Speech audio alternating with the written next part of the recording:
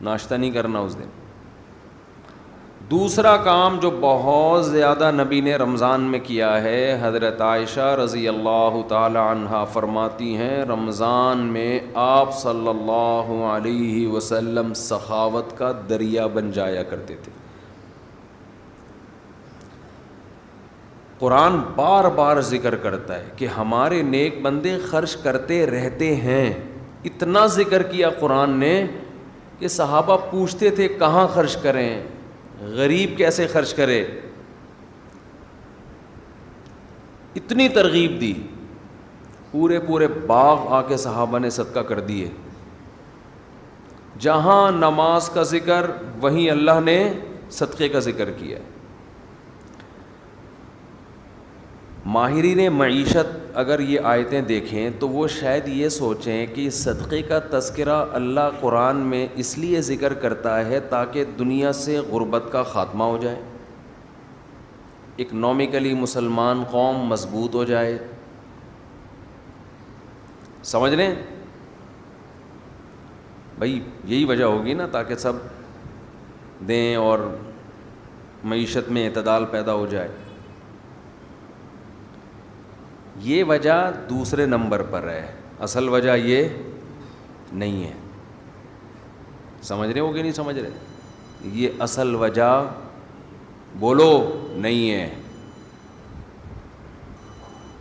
اصل وجہ یہ ہے کہ انسان اور بندے کا جو اللہ اور بندے کا جو تعلق ہے نا، اللہ چاہتے ہیں تم یہ ثابت کرو اپنے عمل سے کہ تمہارا مجھ پر ایمان ہے اور تمہیں یقین ہے کہ ایک دن تمہاری مجھ سے ملاقات ہونے والی ہے، اور تم دنیا کو مسافر خانہ سمجھتے ہو اور تم دنیا سے دل نہیں لگاتے ہو. اس کے لیے جب تک روکھڑا خرچ نہیں کرو گے مجھے یقین نہیں آئے گا. بہت مشکل ہے بات سمجھنا.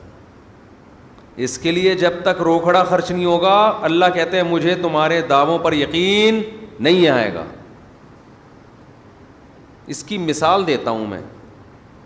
ایک کروڑ پتی تاجر آپ کے پاس آیا اور کہنے لگا کہ ایک پلاٹ بک رہا ہے، خرید لے، انویسٹ کر لے، پیسے نہیں ہیں ادھار لے کے ڈال دے. 1 کروڑ کا لے گا، میں تجھے قسم اٹھا کے کہتا ہوں 1 مہینے میں 30-40 لاکھ اس کی قیمت بڑھ جائے گی. پھر نہ بولنا کہ سودا ہاتھ سے نکل گیا. اس کی جگہ جب میں ہوں گا تو میں اسے مشورہ دوں گا، اگر تجھے اتنا ہی یقین ہے کہ یہ 1 مہینے میں 1 کروڑ سے 1 کروڑ 50 لاکھ کا ہو جائے گا تو اپنے پیسے لگا دے. کیا خیال ہے بھائی؟ اب وہ جواب میں این آ چوں چاں چیں چوں کرنے لگے، اس کا مطلب اس کو یقین بولو نہیں ہے. اس کو کسی نے یہ پلاٹ آپ کو پہنانے کا حکم دیا ہے، اس کا کمیشن ہے کہ یار اس کو پہنا دے، یہ سبزی والے بھی اس سے پیسے لے کے بھاگے ہوئے اور پتہ نہیں کون کون یہ خرید لے گا. جس کو یقین ہوتا ہے وہ اپنا سودا جانے دیتا ہے. بعض لوگ کیا کرتے ہیں کہ ہم اسٹیٹ ایجنٹ کو پیسے دیں گے کہ پلاٹ خریدو اور بیچو، تو دے دیں، بہت اچھی بات ہے. لیکن عام طور پہ اسٹیٹ ایجنٹ کیا کرتے ہیں، اور بہت صحیح کرتے ہیں وہ، کیونکہ ان کی جگہ آپ ہوتے تو آپ بھی یہی کر رہے ہوتے. جہاں لگا کہ انویسٹمنٹ کم اور پروفٹ زیادہ تو وہ آپ کا نہیں بلکہ اپنا پیسہ لگائے گا اس میں. سمجھتے ہو؟ اور جہاں لگا کہ انویسٹمنٹ زیادہ ہے پروفٹ کم ہے وہاں کمیشن پہ آپ کو وہ پلاٹ پہنا دے گا. اپنا کمیشن رکھ لے گا 2%، 1% جو بھی ہے آپ کو پہنا دے گا وہ.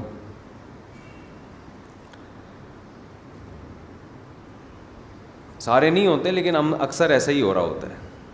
جب آپ خود اس کی جگہ ہوتے تو یہی کر رہے ہوتے تو پھر خود سوچ لو، پھر اس میں کون سی ایسی گھبرانے کی بات. وہ کیوں لگائے گا آپ کے پیسے؟ جہاں انسان کو یقین ہوتا ہے کہ یہ مجھے ملنے والا ہے 100% پروفٹ. وہاں کس کا پیسہ لگاتا ہے؟ اپنا. اور جہاں خطرہ ہوتا ہے وہاں کس کا لگاتا ہے؟ دوسروں سے پیسے لے کے لگاتا ہے. سر ایک بڑا اچھا پروجیکٹ آیا ہوا ہے, بہت بہترین پروجیکٹ ہے, آپ لگا لیں اس میں پیسہ. تو اللہ تعالیٰ یہ دیکھنے کے لیے کہ یہ مجھ پہ یقین رکھتے ہیں کہ نہیں رکھتے ہیں, یہ مجھے رزاق جو کہتے ہیں کہ میں روزی دیتا ہوں, یہ خالی پیلی کے نعرے ہیں, ہوائی باتیں ہیں, یا یہ مانتے ہیں کہ رزق کس کے ہاتھ میں ہے؟ میرے ہاتھ میں. ان کو یقین ہے کہ ایک دن قیامت قائم ہوگی جس دن اپنے گناہوں کے بوجھ تلے یہ دبے ہوئے ہوں گے, اور اس دن ان کو پتہ ہے کہ اگر انہوں نے صدقہ خیرات کیا ہوگا تو اللہ کا غضب اس صدقے کی برکت سے ٹھنڈا ہوگا. ان کو اگر یقین ہے تو یہ پیسہ خرچ کیوں نہیں کرتے؟ سمجھ میں آ رہی ہے بات کہ نہیں آ رہی ہے؟ اور خرچ کا مطلب ٹرائی کرنے کے لیے خرچ کیا جاتا ہے. دیکھو, جس بزنس میں پروفٹ کا آپ کو یقین نہ ہو, امکان ہو, انویسٹمنٹ وہاں بھی کر دیتے ہو, مگر بڑی انویسٹمنٹ بولو نہیں کرتے. ٹرائی یار, ایک فائل لے کے ڈال دے یار, ایک فائل لے کے اسٹیٹ ایجنٹ کو کیا بولتے ہو یار, سب لوگ خریدنے, ہماری بھی ایک لے کے ڈال دے فائل. اتنے پیسے ہیں میرے پاس, 10 لاکھ 15 لاکھ 20 لاکھ 30 لاکھ. کچی آبادی میں بھی لوگ پلاٹ لے لیتے ہیں. سوچو 10 20 لاکھ کے انویسٹمنٹ تو کچی آبادی میں کر رہے ہیں. کبھی اللہ کے لیے 10-15 لاکھ کی انویسٹمنٹ کی کسی نے؟ نہیں آئی کھوپڑی میں بات ہے. یعنی اللہ کو قرضہ دینے میں اتنا بھی رسک نہیں لے رہے جتنا کچی آبادی میں 10-15 لاکھ کے پلاٹ کا رسک لے رہے ہوتے ہیں. اس کا مطلب اتنا اللہ کے پاس جب انویسٹمنٹ کرتے ہیں نا تو 20 روپے دے دیے اس کو وائپر والے کو جو آپ کا گاڑی کا شیشہ صاف کر رہا ہے. حاتم طائی کی خبر پہ لات مار دی. اللہ کے لیے جب انویسٹمنٹ کر رہے ہوتے ہیں تو گھر میں جو راشن آ رہے ہیں, انڈے پراٹھے بیوی کو جو کھلا رہے ہیں, اسی میں نیت کر لی صدقے کی. ٹھیک ہے وہ بھی صدقہ ہے, لیکن وہ تو آپ کو دینا ہے, وہ تو نو کا آپشن ہی نہیں ہے آپ کے پاس. ہے کوئی رفیع بھائی, کوئی کسی کے پاس کسی کے باپ کوئی مائی کا لال ایسا پیدا ہوا, گھر والوں نے کہا 6 انڈے لاؤ اور آپ 5 لے آئے؟ ایسا کوئی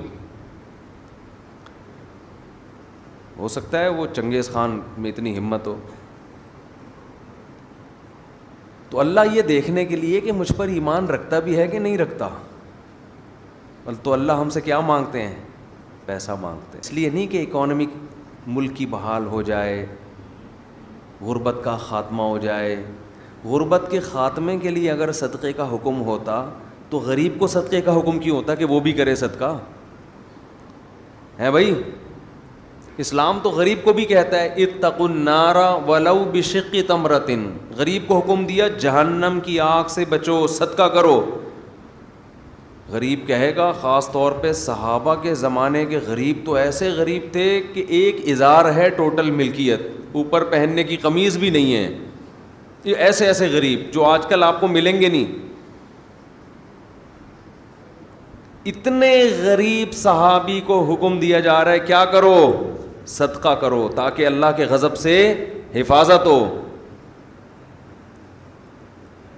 وہ پوچھیں گے کیسے صدقہ کریں؟ آپ نے فرمایا شق تمرہ, کھجور آدھی توڑو, آدھی خود کھاؤ, آدھی کسی اور کو کھلا دو, صدقہ کر دو کسی کو.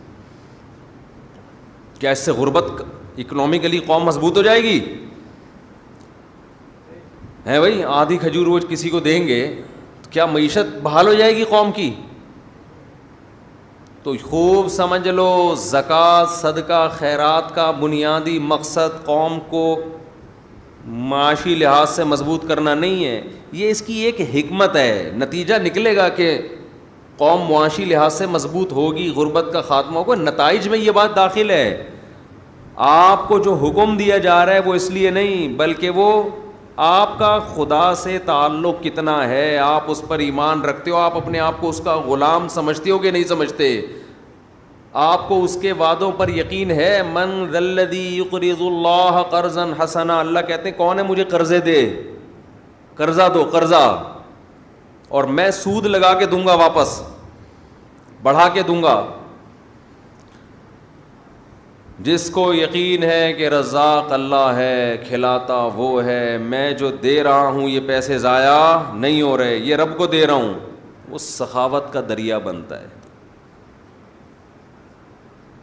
اور جس کو یقین ہی نہیں ہے وہ ہر وقت نوٹ بیٹھ کے گنتا رہتا ہے، کمیٹیاں ڈال ڈال کے اور گھسیٹ رہے ہیں، کمیٹیاں ڈال ڈال کے نا، پیٹ کاٹ کاٹ کے کمیٹیاں ڈالی ہوئی ہیں. عربی میں نا کنجوس کے لیے دو الگ الگ الفاظ استعمال ہوتے ہیں. There are two types of کنجوس. ایک کو بخیل کہتے ہیں اور ایک کو شحیح. شحیح شین اور حلوے والی ہا اور یا اور پھر حلوے والی ہا. روزے میں ذرا حلوے والی بات کرنے سے بھی اپنا مزہ ہے نا.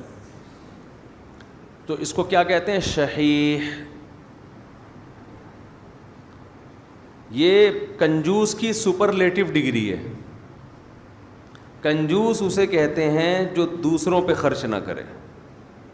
شحیح اتنا بڑا کنجوس جس کمبخت کو اپنے اوپر بھی خرچ نہیں کیا جا رہا اس سے. سمجھتے؟ یہ کنجوس کی وہ قسم ہے جو کمبخت اپنے اوپر بھی خرچ نہیں کرتا. 70 سال 80 سال عمر ہو گئی، بینکوں میں پیسے رکھے ہوئے ہیں، آڑے وقت میں کام آئے گا. تو آڑا وقت تو اب یہ آڑا نہیں تو کون سا وقت ہے یہ؟ خواتین زیور رکھا ہوا ہے، کئی تولے سونا، زکوٰۃ نکالتے ہوئے تکلیف ہوتی ہے. خوب سمجھ لیں، زیور چاہے استعمال کا ہو یا استعمال میں نہ ہو، سونا اور چاندی اس پہ بہرحال زکوٰۃ واجب ہے. خواتین کہتی ہیں کہ یہ ہم نے آڑے وقت کے لیے رکھا ہوا ہے. تو آڑا وقت تو آ گیا نا. آڑا وقت کا مطلب یہ ہوتا ہے کہ آپ پر ایسی کوئی مصیبت آ جائے کہ آپ کے پاس اپنی بنیادی ضرورت کو پورا کرنے کے لیے بھی پیسہ نہ بچے. تو ایسے آڑے وقت میں اسلام نے آپ کو اجازت دی ہے، آپ کسی سے مطالبہ کر سکتے ہیں. لیکن ہم نے دیکھا ہے کہ ایسے آڑے وقت میں بھی لوگ اپنا مال خرچ نہیں کر رہے، دوسروں سے مانگ رہے ہیں، زکاتیں مانگ رہی ہیں. بعض خواتین جن کے پاس، ایک صاحب نے مجھے کہا کہ ایک آدمی کے پاس 1,00,000 روپے پڑے ہوئے ہیں بینک میں، بیچارے کے پاس ہیں بھائی، تو اس کے ہاں کوئی ضرورت ہے، بیماری ہے، علاج کے پیسے نہیں ہیں، تو میں زکوٰۃ دے سکتا ہوں؟ میں نے کہا نہیں دے سکتے، کیونکہ 1,00,000 روپے یہ نصاب سے کیا ہیں، زیادہ ہیں. حضرت یہ تو پورے نہیں ہوں گے. میں نے کہا پھر اس سے بولو یہ خرچ کر دے. یہ کیا کرے؟ یہ خرچ کر دے، پھر آپ زکوٰۃ دے دیں اس کو، پھر 0 میٹر ہو جائے گا. تو یہاں لوگ کہتے ہیں کہ وہ پیسے اس نے آڑے وقت کے لیے رکھے ہوئے ہیں.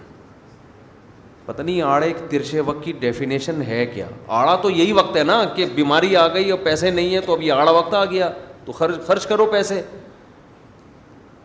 اس کو کہتے ہیں الذی جمع مالا وعددا. اہل جہنم کی علامت مال جمع کرتے ہیں اور اس کو بیٹھ کے گنتے رہتے ہیں. یہ تو اسٹور کرنے والی بات ہو گئی.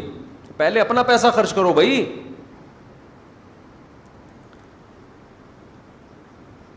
تو اللہ نے جو ہمیں مال خرچ کرنے کا حکم دیا وہ اللہ اور بندے کے تعلق کی وجہ سے. دیکھو جب آپ کو کسی سے محبت ہوتی ہے تو محبوب پر پیسہ اس کی ضرورت کی وجہ سے خرچ نہیں کیا جاتا، بلکہ اپنا اور محبوب کا تعلق ثابت کرنے کے لیے اس کے ثبوت کے طور پہ پیسہ خرچ کیا جاتا ہے. آپ کی شادی ہو گئی کسی مالدار گھرانے میں، لڑکی بڑی لینڈ لارڈ، مہر کی بات ہوئی، آپ نے کہا 10,000 ڈال دو ایک شریح بس وہ پوری کرنے کے لیے. منہ دکھائی پہ کیا دیں گے؟ آپ نے کہا دعائیں اور سلام پیش کروں گا آپ کی خدمت میں، دعائیں لے کر آؤں گا. ولیمے میں کیا کریں گے؟ ولیمے کی کیا ضرورت ہے؟ ڈیفینس میں سب کھاتے پیتے لوگ ہیں بھائی، سب کیا ہیں؟ کھاتے پیتے لوگ ہیں. سالے بھی جو آپ کے ہوں گے سارے کھاتے پیتے ہیں، روزانہ کھاتے پیتے ہیں ماشاء اللہ. تو میں کیا ولیمہ؟ بھائی گفٹ میں کیا دو گے بیگم کو؟ گفٹ کی ضرورت کیا ہے؟ کروڑ پتی باپ کی بیٹی ہے بھائی، کروڑ پتی باپ کی بیٹی ہے، سب کچھ اللہ کا دیا ہے، تو گفٹ کا کیا کرنا ہے؟ وہ رشتہ دے دیں گے؟ بولو نا. بولیں گے تو کیا کرنے آیا ہے؟ تو کیسے ثابت کرے گا کہ تجھے بھی محبت ہے بھائی؟ ہمیں ضرورت نہیں ہے، لیکن ہمیں اس پیسوں کی ہمیں ضرورت نہیں ہے، لیکن ہمیں اس بات کی ضرورت ہے کہ تو یہ ثابت کر کے تو اس شادی پہ خوش ہے اور تو محبت کرتا ہے، تو عزت دیتا ہے رشتہ داروں کو، سسرالیوں کو.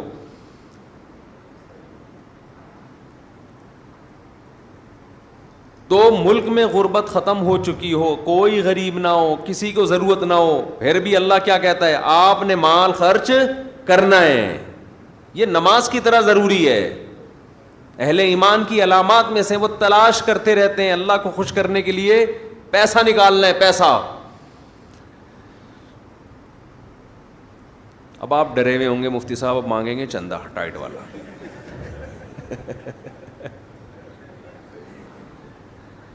آج کمیٹی نے مفتی صاحب کے ذمے لگایا ہوگا کہ دبا کے کیا کرنا ہے، تو سب سے پہلے آپ نے گھبرانا نہیں.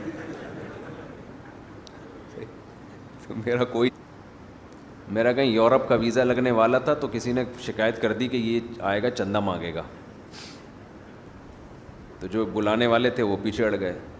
میں نے ان سے کہا کہ میں قطعاً نہ میرا یورپ میں آگے چندہ مانگنے کا ارادہ تھا اور آپ کے خرچے پہ آنے کا ارادہ بھی نہیں تھا.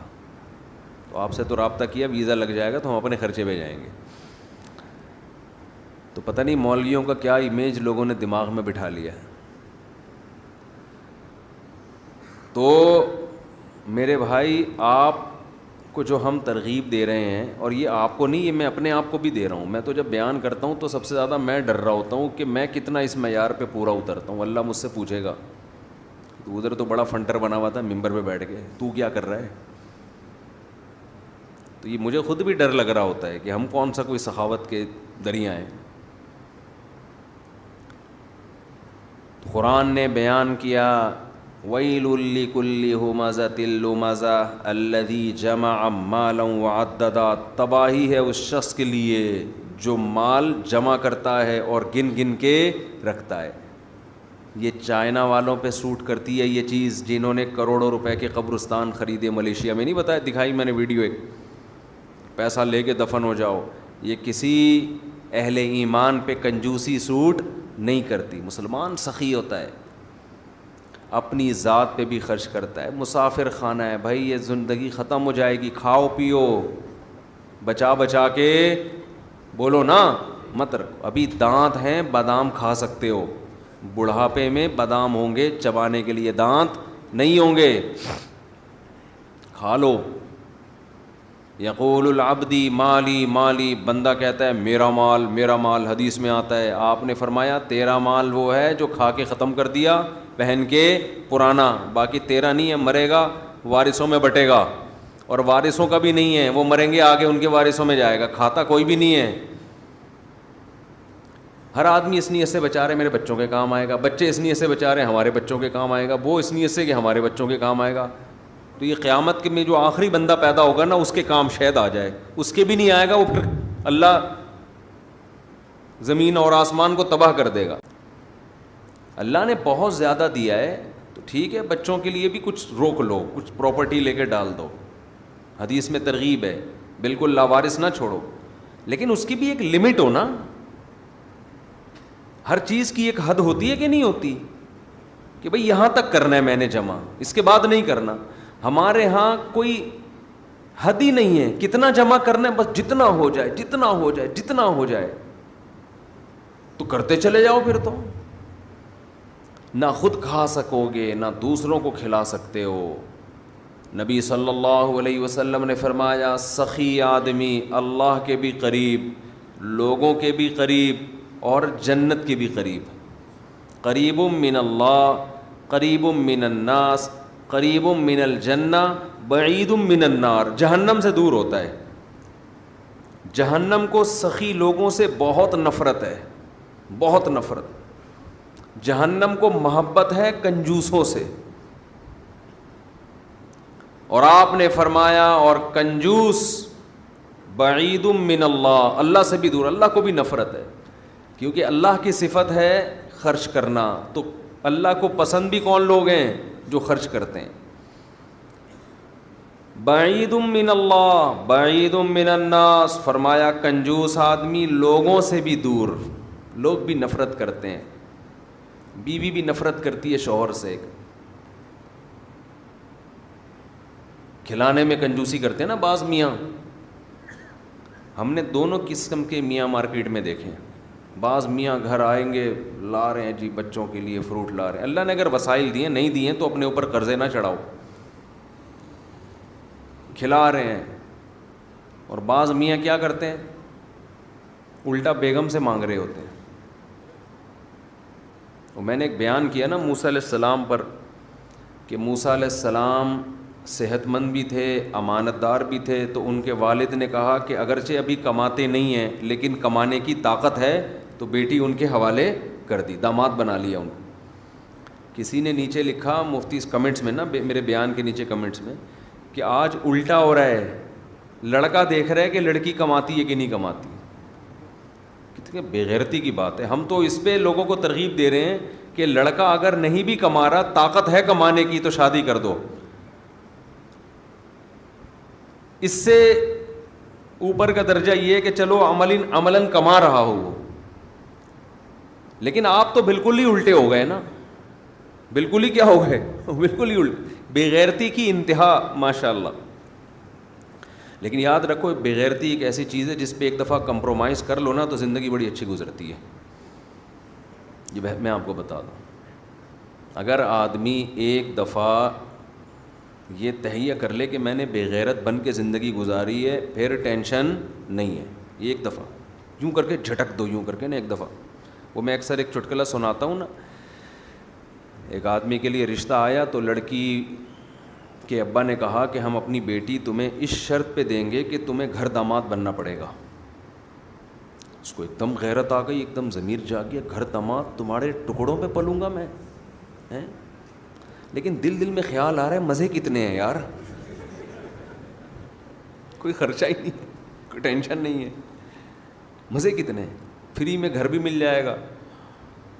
اب ضمیر ملامت کر رہا ہے کہ بے غیرتی ہے، تو ضمیر کی آواز کبھی زبان پہ آ رہی ہے یہ بے غیرتی، لیکن ادھر عقل کیا کہہ رہی ہے؟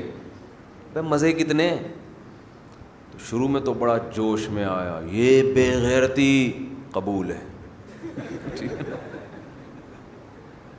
شروع میں کہتے یہ بے غیرتی گھر داماد تمہارے ٹکڑوں پہ قبول ہے. ایک دم جھٹک دیا نا کہ نکالو یہ غیرت ویرت کے خیال. تو اس لیے میں کہتا ہوں ایک دفعہ یہ غیرت اور یہ سب اس طرح کی جو چیزیں ہیں نا جو آدمی کو جھنجھوڑتی رہتی ہیں، یہ جھٹک کے نکال دو، طبیعت سے بے غیرت بن جاؤ. پھر بیگم سے بولو کما کے لا بھائی، تو میں پڑا ہوں یہاں پہ سگریٹ پی رہا ہوں. اپنے پیسے چھپا چھپا کے لاکروں میں رکھو، نہ کھلاؤ. کماتے 10 لاکھ ہو، بیگم کو بتاؤ 50,000 کماتا ہوں. دوستوں کو تو بتاؤ ہی نہیں. اور پھٹے پھٹے کپڑے پہن کے پرانی سی پھٹی ہوئی موٹر سائیکل پہ گھوما کرو تاکہ ڈاکو نہ چھین لیں. لوگ اب یہ بھی کر رہے ہیں ڈاکو نہ چھین لیں. تو ڈاکو چھینے گا تو یہی بن جائے گا نا کہ پھٹی ہوئی موٹر سائیکل پہ گھومے گا، تو ڈاکو کے چھیننے کی ضرورت ہی نہیں ہے. نہیں آئی میرا خیال ہے بھائی. ابے تو اچھی بائک پہ جائے گا، ڈاکو چھینیں گے تو پرانی پھٹپٹی پہ آ جائے گا، تو وہ تو چھینے بغیر ہی تو پھٹپٹی پہ گھوم رہا ہے. تو جو کام ڈاکوؤں کے چھیننے کے بعد ہوتا تو چھیننے سے پہلے ہی اسی لائف اسٹائل پہ آ گیا. تو ڈاکوؤں سے بچنے کا ایسا طریقہ استعمال کرنا کہ آپ غریبوں والی زندگی گزارنا شروع کر دو، تو فائدہ کیا ہے پھر؟ ڈاکو سے بچنے کے اور 10 طریقے ہیں. کوئی ٹائمر لگوا دیں، اس میں کچھ چور لاک لگوا دیں، گارڈ رکھ لیں، کچھ بھی کر لیں.